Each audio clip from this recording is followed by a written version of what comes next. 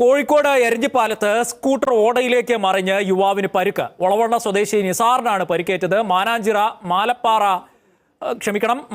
മലാപ്പറമ്പ് റോഡിൽ നിർമ്മാണം നടക്കുന്ന ഓടയിലേക്കാണ് വീണത്.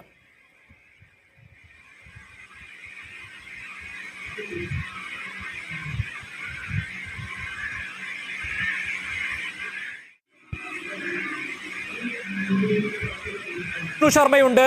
വിഷ്ണു, നമ്മൾ ആ ദൃശ്യങ്ങൾ കണ്ടുകൊണ്ടിരിക്കുകയാണ്. എന്തൊക്കെയാണ് കൂടുതൽ മനസ്സിലാകുന്നത്?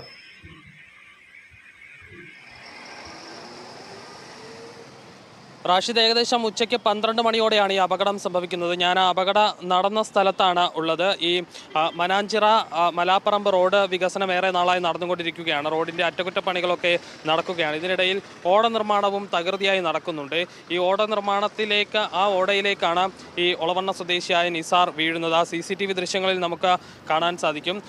നിസാറിൻ്റെ സൈഡിൽ കൂടി വരുന്ന കാറ് ഇടതുവശത്തേക്ക് കയറാൻ ശ്രമിക്കുമ്പോൾ നിസാർ പെട്ടെന്ന് സ്കൂട്ടർ നിർത്തുകയാണ്. ആ നിർത്തിയതിൻ്റെ സമയത്ത് തന്നെ ഈ ഓടയിലേക്ക്, ഈ ഭാഗത്തേക്ക് വീഴുകയാണ് ഉണ്ടായത്. ഏകദേശം ഒരാൾ ഇറങ്ങി നിന്നാൽ പകുതിയോളം ആഴത്തിലാണ് ഈ ഓടയുള്ളത്. അത്രയും ആഴത്തിലാണ് ഈ ഓട നിർമ്മിച്ചിരിക്കുന്നത്. പക്ഷേ ഒരു തരത്തിലുള്ള മുന്നറിയിപ്പ് ബോർഡോ ഒരു തരത്തിലുള്ള സുരക്ഷാ ക്രമീകരണങ്ങളോ ഇവിടെ ഒരുക്കിയിട്ടില്ല. ഇരുചക്ര വാഹന യാത്രക്കാർക്ക് വലിയ അപകടം വരുത്തി വയ്ക്കുന്നതാണ്. തലനാരിഴയ്ക്കാണ് നിസാർ രക്ഷപ്പെട്ടത് എന്ന് പറയേണ്ടി വരും. നിസാറിന് കൈക്ക് ചെറിയ പരിക്കുണ്ട്. ഇപ്പോൾ ആശുപത്രിയിൽ ചികിത്സയിലാണുള്ളത്. ഏറെ നാളായി ഈ ഭാഗത്ത്, അതായത് ഈ നിർമ്മാണം നടക്കുന്ന റോഡിൽ പലയിടങ്ങളിലായി അപകടം സ്ഥിരമാകുന്ന, പതിവാകുന്ന ഒരു സാഹചര്യം നിലനിൽക്കുന്നുണ്ട്. റോഡിൻ്റെ പലയിടങ്ങളിലും വലിയ കുഴികൾ എടുത്തിട്ടുണ്ട്. അതൊന്നും കൃത്യമായ രീതിയിൽ അവിടെയൊന്നും മുന്നറിയിപ്പ് ബോർഡുകളോ ഒന്നും സ്ഥാപിച്ചിട്ടില്ല. അങ്ങനെ വലിയ വീഴ്ച ഈ റോഡിൻ്റെ നിർമ്മാണവുമായി ബന്ധപ്പെട്ട്, അല്ലെങ്കിൽ ഈ മുന്നറിയിപ്പ് ബോർഡുകൾ സ്ഥാപിക്കുന്നതുമായി ബന്ധപ്പെട്ട് ഉണ്ടാകുന്നുണ്ട് എന്ന പരാതി നിലനിൽക്കുന്നുണ്ട്. അതിനിടെയാണ് ഇപ്പോൾ ഈ നിസാറിന് ഇത്തരത്തിലൊരു അപകടം സംഭവിച്ചിരിക്കുന്നത്. നേരെ ഈ ഓടയിലേക്കാണ് വീഴുന്നത്. നമുക്ക് ദൃശ്യങ്ങളിൽ കാണാൻ സാധിക്കും. ഒരാൾ ഇറങ്ങി നിന്നാൽ ഏകദേശം പകുതിയോളം താഴ്ചയുണ്ട്.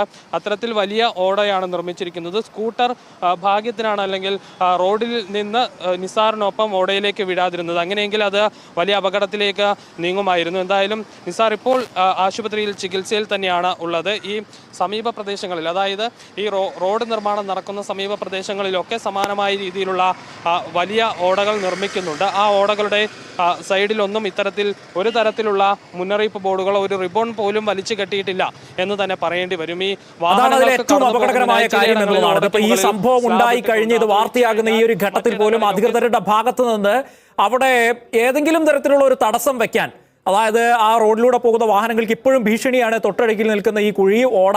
അപ്പോൾ എന്തെങ്കിലും അവിടെ ഒരു ബാരിക്കേഡ് പോലുള്ള സംവിധാനം എന്തെങ്കിലും വെക്കാൻ തയ്യാറാകുന്നില്ല എന്നുള്ളതാണ്. ഇപ്പോൾ കഴിഞ്ഞ ദിവസമാണ് ഒരു യുവാവിൻ്റെ ജീവൻ സമാനമായ തരത്തിൽ PWD ഉത്തരവാദിത്തമുള്ള ഒരു ഓടയിൽ വീണുകൊണ്ട് കേരളത്തിൽ നഷ്ടപ്പെട്ടത്. അത് വലിയ വാർത്തയായി നമ്മൾ ആ വേദനയിൽ നിൽക്കുന്ന ഘട്ടത്തിലാണ് ഇപ്പോൾ മറ്റൊരാൾക്ക് പരിക്കേൽക്കുന്ന അവസ്ഥ കോഴിക്കോട് എരഞ്ഞിപ്പാലത്ത് നിന്ന് നമ്മൾ കാണുന്നത്. ഏതെങ്കിലും തരത്തിൽ അധികൃതർ ഈ വിഷയത്തിൽ ഇടപെടുന്ന ലക്ഷണമുണ്ടോ? അത്തരം വിവരങ്ങളുണ്ടോ വിഷ്ണു?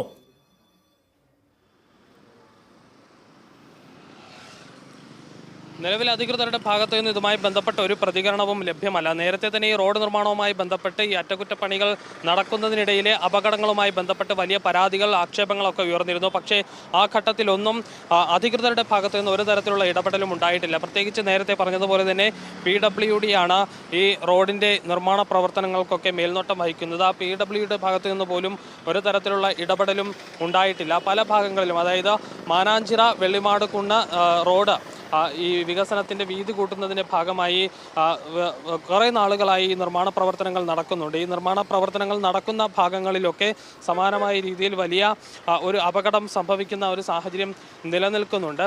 എന്തായാലും അത് തന്നെയാണ് പ്രധാനമായി ഈ നാട്ടുകാരൊക്കെ പറയുന്നത്. കാരണം പല സ്ഥലങ്ങളിലും ഈ അപകടം ഉണ്ടായിട്ടും ഒരു തരത്തിലും ഇടപെടുന്നു. ചേട്ടാ, ഈ അപകടം എപ്പോഴാണ് ഉണ്ടായത്?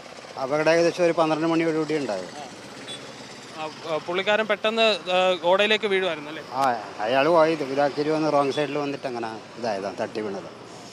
വലിയ പരിക്ക് സംഭവിക്കാത്തത് ഭാഗ്യം കൊണ്ടാണെന്ന്. ആ ഭാഗ്യം കൊണ്ടാണ് അയാൾ രക്ഷപ്പെട്ടത്. അയാൾ വികലാംഗം കൂടിയാണ്. എന്തായാലും ഈ അപകടം സംഭവിച്ച നിസാറിന് കാലിന് ചെറിയ മുടന്തുകൂടി ഉണ്ടായിരുന്നു. ഭിന്നശേഷിക്കാരനാണ് എന്നുള്ളതാണ് ദൃക്സാക്ഷി പറയുന്നത്. അങ്ങനെ വലിയ ഒരു അപകടത്തിൽ നിന്ന് അല്ലെങ്കിൽ തലനാരിഴയ്ക്കാണ്, വലിയ പരിക്കുകളൊന്നും സംഭവിക്കാത്ത അദ്ദേഹം രക്ഷപ്പെട്ടതെന്ന് പറയേണ്ടി വരും. നിലവിൽ കൈക്ക് ചെറിയ പരിക്കുണ്ട്. ഈ വീണതിനെ തുടർന്ന് ആ പരിക്കുകളോടെ ആശുപത്രിയിൽ ചികിത്സയിലാണ് അദ്ദേഹം ഉള്ളത്.